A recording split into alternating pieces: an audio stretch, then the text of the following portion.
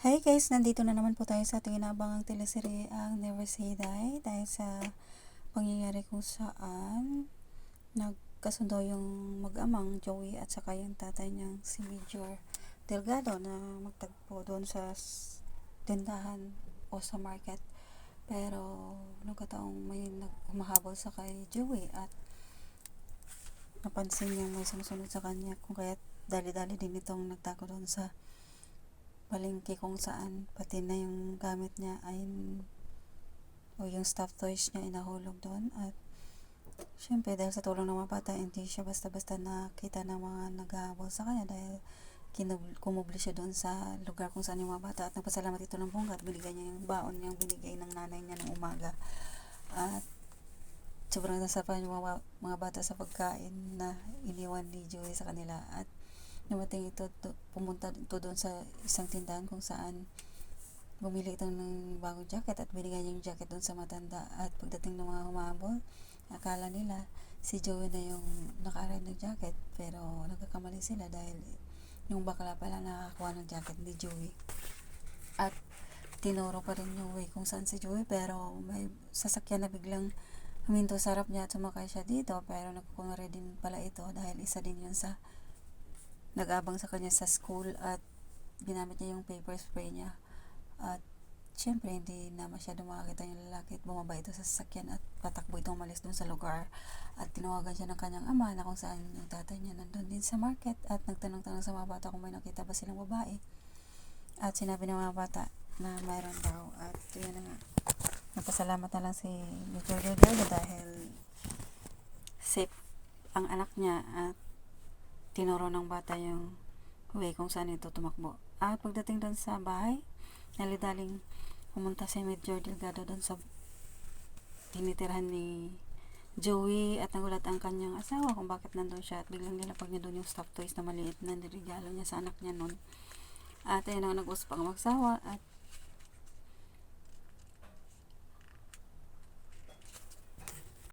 maya-maya konti nagulat sila dahil may busis ng anak nila na nasa baba ang narinig nila. Yung pala, nabutan ni Zoe yung mga pulis na pinipilit buksan yung sasakyan ng kanyang tatay kung kaya't sinita niya ito.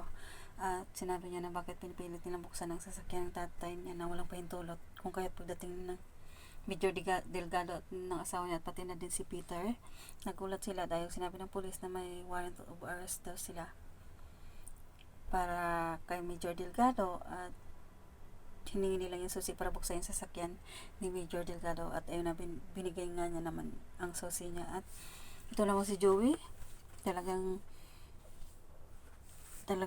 gustong tulungan yung kanyang tatay at sabi niya na hindi pwede yung ginagawa nila kasi alam niyo hindi si tatay niya yung pumatay sa kay Ramon Burgos. At dali-dali nalungkat niya yung kanyang backpack pero hindi niya na nakita yung flash drive sa backpack niya kung kaya tayo na nga nung kabisihan ni Joey, siguro biglang nilagay ng pulis yung baril na ginamit sa pagpatay kay Ramon Burgos. At yun ang dahilan o ang rason na kunwari nakita nila sa loob ng sasakyan at kailangan na siyang dalhin doon sa presinto.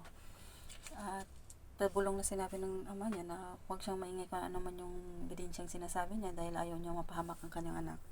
Ito naman si Andrew sa bahay nila kung sa may gathering, biglang may napuna itong isang lalaking ali-aligid at sinita niya ito at nakipagsuntukan ito doon at biglang tinutukan siya nito ng baril. Pero ayun nga, biglang dumating yung brother-in-law nito at sinabi nito na kung ano daw yung ginagawa ni Matias doon. At ayun, pumasok sila sa loob at nag-usap sila at sinabi nila na business partner daw ni Matias itong kanyang brother-in-law. Yun pala, siya ang leader ng sindikato at si Matias ay ang kanyang tauhan at kasabot niya din yung si Lisa na bumugbog sa kay Ramon Burgos. Kung kaya tayo na nga, kinabi din ni Matias sa kay doon sa brother-in-law ni Andrew na may problema daw si Lisa dahil may ebidensya daw o may video daw na nagpapatunay na si Lisa ang bumugbog kay Ramon Burgos, kaya't gumagawa na daw ng paraan ng mga tauhan nila para makuha o mahanap yung babaeng may hawak ng flash drive.